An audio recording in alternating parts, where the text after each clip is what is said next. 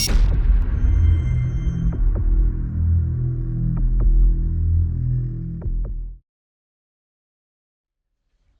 one of those strange coincidences in life, on the 27th of September last year, I was driving along the military road, which runs beside Hayden's Wall, to head to Carlisle to take out a group of German students with their clandestine.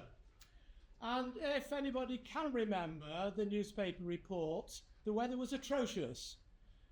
It was. I dropped down from the military road to the valley road, and I lost the last sight of Sycamore Gap Tree that night.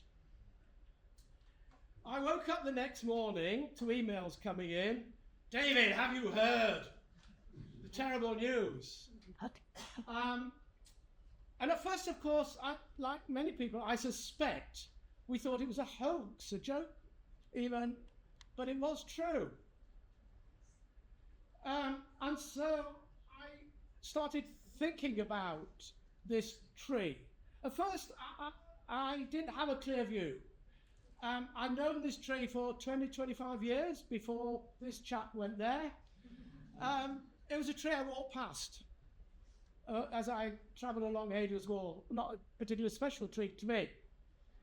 But I thought then perhaps what I had to do was to possibly give people some comfort that we lost an iconic view of Hayden's Wall, but there had been other ones before, and there will be more to come. This unprepossessing bit of Hayden's Wall is the first stretch you see as you come out of Newcastle. But in its own way, it's famous. This is it, 4 illustrations of it in the 19th century. Top left, William Hutton, 1801, came from Birmingham up to the wall, along the wall and back again to Birmingham, said, I don't suppose anybody will ever do this again. How wrong he was. Top right is Thomas Miles Richardson Sr., bottom left is his son, Henry Burden Richardson, and bottom right is John Archer in 1853, and 8 years later that single stump blew down. Now this was an apple tree, and by another strange quirk of circumstances, some years ago I was in the University Library Special Collections in Edinburgh, and I came across a letter written in the 1880s by the Reverend Big. And he said, I used to be a vicar at this place. I took a cutting of the tree while it was still standing, and when I went to Stamfordham to be the vicar, I took it with me and planted it in the vicarage garden. It's not a very nice apple to eat. It's rather small and scabby, doesn't taste very good, but I headed off to Stamfordham. And there, in the vicarage garden, is a tree, an old apple tree. And the owner said, well, it does produce apples, but they're small and scabby and not very nice to eat. And I checked with the apple directory at archive at Kent, and they don't have a record of this apple. So they said it is a very old apple. So this is just, as if you like, a parallel. We've lost the tree in Sycamore Gap. But we now have cuttings from it. The King's got one. There's discussion about how we should retain it, what we should do. But here is its precursor in Stamfordham. And if Stamfordham rings a bell, Lord Stamfordham, the Reverend Big's son, was the bloke who suggested the name of Windsor for George V. In 1848, Lajos Kossuth, the great Hungarian patriot, and his fellow revolutionaries stopped John Collingwood Bruce going on his long-anticipated trip to Rome. So he went to Hayden's Wall instead. And this is an absolutely crucial year for the history of the war and its depiction in images. This is, at the bottom, the inscription is in Bruce's handwriting, and it records their visit in that year to Limestone Corner. Bottom left is Bruce, just as if he'd walked out from Newcastle, with his top hat.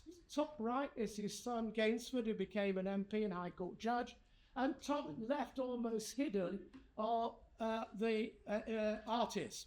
he took with him two artists. The main one was Henry Burden Richardson, who we've already met, and his brother Charles. And Henry Burden Richardson produced something like 40-odd depictions of Hadrian's Wall, line drawings which he turned into watercolours subsequently. The final figure up there is William the Groom. I sought high and low to get a surname for William, but he's still just William. Top left is Henry Burden Richardson's depiction of Walltown.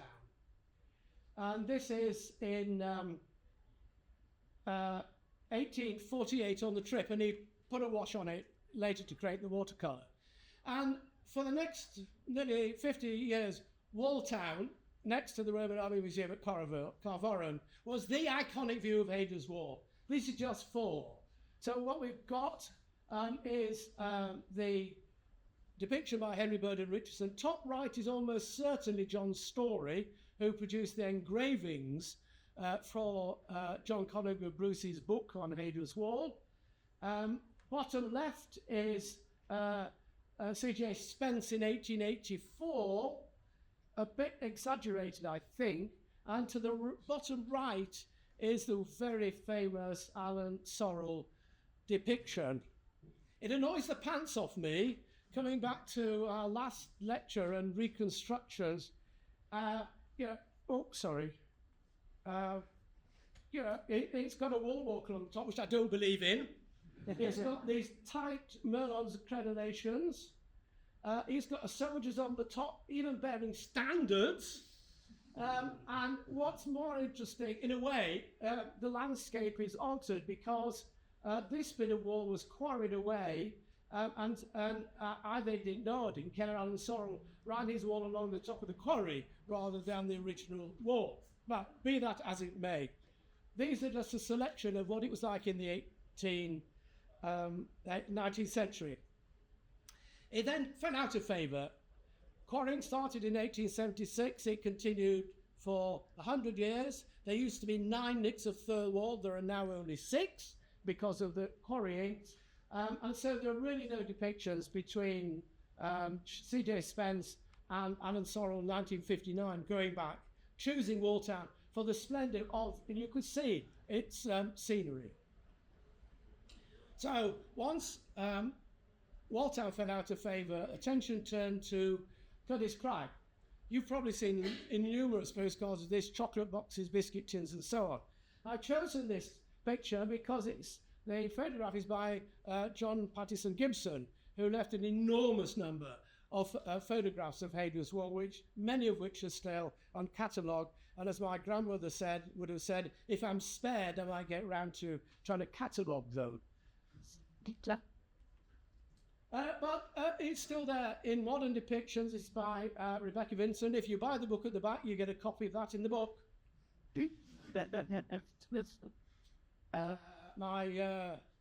My partner's son and sons bought that for Christmas last year, which is why I know it. So going back to the tree as it existed, this is the German students just 2 or 3 days before the tree was cut down. Oh. So what's in my head now is I'm thinking, well, come on. There'll be lots of iconic views. There'll be more iconic views. How do we deal with the situation? And suddenly floated into my head was an idea. I got a lot of friends who were interested in Hadrian's Wall. On the 8th of October, at about 8 o'clock, I wrote to 40 of them and said, I want to produce a book of your favourite images. I'd like 200 or so words from you in a photograph. Within 24 hours, I had 30 positive responses, and there are 80 in the book. So what I'm going to do is just look at how we created the book and tell you a little bit about it. First of all, people really had their freedom. They could choose whatever they wanted. Luckily, we had one picture from the end of the wall at Bowness at the top and one at South Shields at the bottom. I wanted a good landscape view, and Catherine Tice, if you hear the word German or American or Canadian or whatever, it's where the person comes from. Catherine Tice, formerly American, now Professor Mice, wanted this landscape view. And she wanted a line drawing. We gave everybody the chance to have one of Martin Richards' line drawings, two of which you've already seen. So he produced the line drawing, which is in the book, with here Vindolanda. So we're looking more or less from the top of Barcoon Crag. Marta Alberti, Italian now, digging at Vindolanda, wanted something from the other side. She wanted something to say, shucks, these Romans arrived and we didn't like it, and they created something obscene, her word, in the landscape.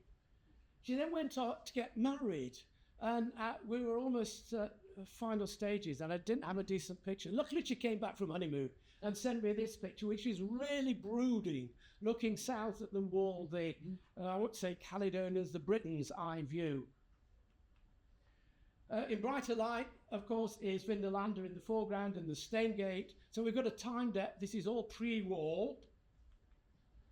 And some really very straightforward pictures of the wall itself. This happens to be by my nephew, who's a photographer, but I do like it, looking west from Windshields. If you turn round and look the other way from Mount Castle 44, the ditch down the slope, High Shields Track, Cragluff, and on the slopes behind is Hotbank Farm. Carlo Rodato chose the highest surviving point of the wall at Thorny Doors. Matt, sitting at the back, chose the winding wall through Walltown Crags. Eric Grafstal, Dutch, wanted to give a thought to how the wall operated. There were gates through the wall. This tells us something. The first one wasn't found until, or recognised properly, until the 1840s, and it completely changed the view of how we see Hadrian's Wall. It wasn't an impermeable barrier. There were gates through it. There was contact between north and south. So here, Mark Castle, 37 Housesteads, latches onto that aspect. Some of these statements are very personal, very intense. This is by Ellery Cousins, an American who in the late teens got into fascination for archaeology. So her parents thought they'd cure her of that. They'd send her to work on an excavation that would really drill it out of her mind, wouldn't it? Of course, it did the reverse. She's just been appointed Professor of Archaeology at Durham.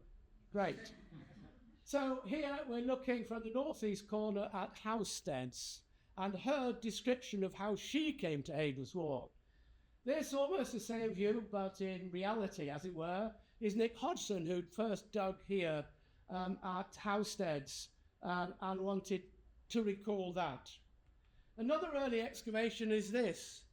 1966. I'm so old I was there.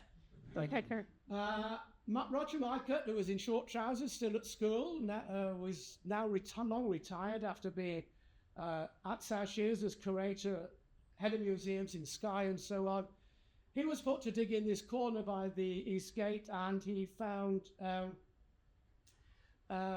this amphora, which had been reused as a urinal. So this is what he wanted to, that was his image. 1989, I know it's a bad photograph, but hey, we're all using slides then.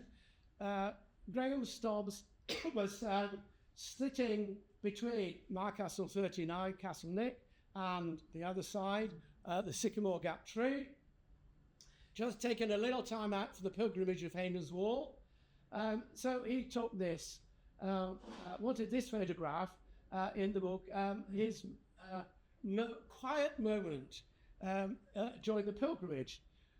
There's no actual continuous narrative in this book, but if you can't sit down and read it at a wanna, you dip into it, but you'll find that one links. One is the pilgrimage of Hadrian's Wall, which started in 1849.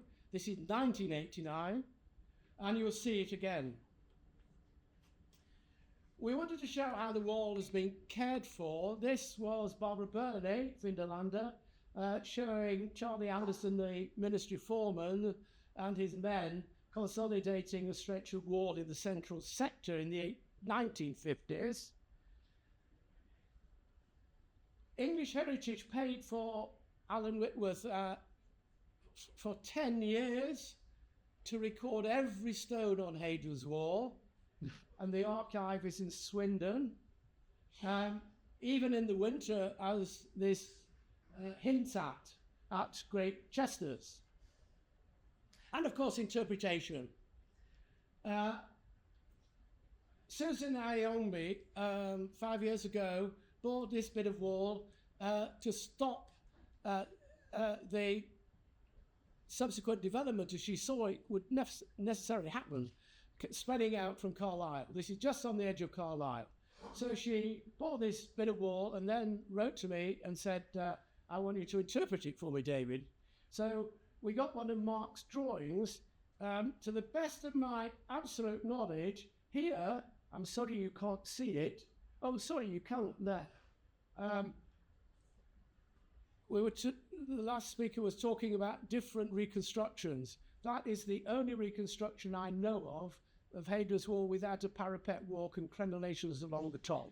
Because I don't believe them. And we have an opening of this. What you're looking at on the left is the wall ditch. And of course, there is a national trail along the wall, so the man who used to look after it shows the walkers coming up to Limestone Corner at the most northerly point of the wall. And if you walk along the trail, either end, you can get your passport stamped, and when you get to one end or the other, you could get the final stamp on it to show you what the whole end of the wall. So Tatiana Ivleva, this is complicated, Russian, lives in the Netherlands, married to a Dutchman, walked the wall with her mother-in-law and said it was a bonding experience and had their passport stamped here at Bowness. Maps, of course, essential. William Hutton, who walked the wall in 1801, used Hutchison's map, which is this, which was described by William Shannon, the North of England's premier expert on old maps. And in the back corner, is he still here, is John Poulter. Some years ago, Some years ago, I asked John, I said, look, mate, you understand survey. We must be able to work out how Hadrian's Wall was surveyed. We all say it changes direction in the middle. As you drive along, you change direction. But in fact, you don't change direction on that point. You change direction on a whale back. So if you change direction there, it means you're surveying that way and vice versa. John's produced 3 books demonstrating how Hadrian's Wall was surveyed. And he produced this, and the publisher said, oh, I don't really like this. So I said, we've got to have this. This is so important to help us understand Hadrian's Wall. So at the top, we've got Newcastle in the east, and the long line is the surveying line, but you can see where it diverges to go Eppes Hill and Harlow Hill to pick up the high points along its course, and then back to the main line. And also we wanted to show the wall surviving in urban contexts. This is the Vallum, believe it or not very clear, but you can see the ditch here in urban Newcastle, surviving in the middle of the urban landscape. And I've already mentioned Susan Ayombe buying a bit of the wall. Abby Chevers bought this, 2 fields in the middle of Gilsland village, redundant because they can't be built on because they're protected. So she bought them and is now trying to buy the next bit of the wall, which is down here, going down to the Tipholt burn. Of course, we had to have excavations in. Recent work at Newcastle 46, top, looking down on the Tipholt burn and the earthing, and the recent work here near Headon on the wall, bottom right. A stylus tablet, not a writing tablet in this case, from Vindelander, and you may have seen these great heads that came out last year in Carlisle, bottom right. And of course this material goes into the museums. Bill Hanson chose this museum at Chester's. which is now 120 years old, but we've kept it in the more or less the style it was when it was created by the Clayton family who owned the land there. And these museums also, of course, have really important items which help tell us when the wall was built. Top left is a coin. Obviously, bottom right is an inscription recording the name of Hadrian, the Legion to Augusta built it under Aulus Plautorius Nepos, who we know came to Britain shortly before the 17th of July 122, which fits in nicely with the record of Hadrian's visit, according to working out the chronology of his tours. And top right is the island Pali, found 10 years or so ago, and you can perhaps see at the top here, V-A-L-I, valley. That's what the wall was called by the Romans. We have some exotic pieces. There's the lady here, top right, has put a bust up of Hadrian's Wall in Newcastle of Hadrian to keep watch on the wall at his feet. We have sweethearts and soldiers. Warren Carroll wrote about Regina, who was buried at South Shields. Bottom, right at the very bottom, is part of the inscription in Palmyra, because her husband came from Palmyra, and the standard bearer from Carabrough to the right. Gods have to be in there. Cocydius from Newcastle, top left. A native god, a local god, and bottom right, two river gods from Chester's on the wall. And their temples. Benwell, as it was in the 19th century, the temple to Antennakyticus, and bottom right, Carabrough with Thrame, excavated by Ian Richmond and John Gunham in 1950. And of course, the landscape, the base of the wall. Quarries, where the stone came from, Coombe Quarry. This depicts the change. I mentioned Cragluff, the Swan Lake north of the wall. After the Ice Age, all that area against the Wensel, along the edge here, filled up with water.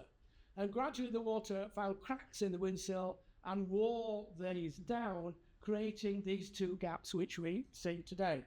So that aspect of geomorphology also occurs in the book. Time scale. This is from two German colleagues, Christoph and Jürgen. They wanted to give us an idea of the length of occupation. What could be more shouting at us than that at Chester's? I wanted this in. This is in my introduction. I love this. This is Marvel Man on Hadrian's Wall. So here's Marvel Man, and here's the Centurion arriving, a light rampart chariot, clatters to the scene and jerks to a halt. Halt! But look at this. Here's a chariot running along the top of Hadrian's Wall. Isn't that wonderful? Andreas Thiel, German, a friend of mine, produced this. This is from his childhood. This is a German comic. This is Prince Valiant, sent to recover Britain and rebuild Hadrian's Wall. And here he is at a rather interesting depiction of Bowness on Solway, which you saw earlier on, trying to work out what to do. Here you are, people of the wall. The first person back was Richard Bellison, who our president has just announced has been made an honorary member of the society. Richard came back in 24 hours, and I wrote back and I said, by Jove, that's quick. He said, yeah, I was always regarded as a teacher's pet because I got my own without working on time. John Conway Bruce, founder of the Pilgrimages of Hadrian's Wall, 1849, the book still being published in print in 1851, The Roman Wall. I love this, Tom Hassenberg, Dutch. Here's 1884 handbook by Bruce to the Roman Wall, turret 29A with the turret behind. And, well, what was I to choose? I dug at Corbridge in 1963, but it wasn't exciting. I dug Carabrough for 3 years, didn't fancy those. I was working on this lady. We got enough men in this book. This is Elizabeth Hodgson, who recorded Haverfield's excavations and realised it was actually a rather crap excavator. Crap is a technical term for bad excavators. So she started producing her own reports, which are darn sight better than Hammerfield's. And the other year we rediscovered her drawings, watercolours again, 16 folios of them in the Society of Antiquaries of London. They've been digitised, they're online now, and you can see what Elizabeth Hodgson thought of Hammerfield and through her own drawings as well. How do we end? Well, this is the end of the last pilgrimage 5 years ago. Eric Grafstal, the Netherlands, boots, shot to pieces. I was also interested in what people didn't have in the book. What didn't they choose? Why did they only choose these two sites? Top left is the Vanham crossing at Benwell. The Vanham is unique on all Roman frontiers. The Vanham crossing is the only visible crossing along the road to Hayden's Wall, so it's unique, but nobody chose that. Bottom left, Eric is photographing the bit of walnut plane trees, which William Hutton in 1801 saved from destruction by appealing to the workers to desist from knocking it down. So there we are. That's the book, and the last word I will leave with John Hodgson, who in 1840 finally proved that Hadrian's Wall was built by Hadrian. I mean, this had been really known for a long time. Once printing presses came in the 15th century, it became clear to some people that Hadrian did build Hadrian's Wall and it wasn't the Emperor Severus. But hey-ho, Hector Boece was Scottish, so we're not having that. And the other one was Polydore Virgil, and he was Italian and a Roman Catholic to boot in Protestant England. No, we're not having him. So England had to wait for another 200 years before they finally accepted what Hodgson said, that Hadrian's Wall was built by Hadrian himself. And down here is his drawing in 1832, the 16th of October 1832, his drawing of a sycamore cap with a very small tree in it. Thank you very much.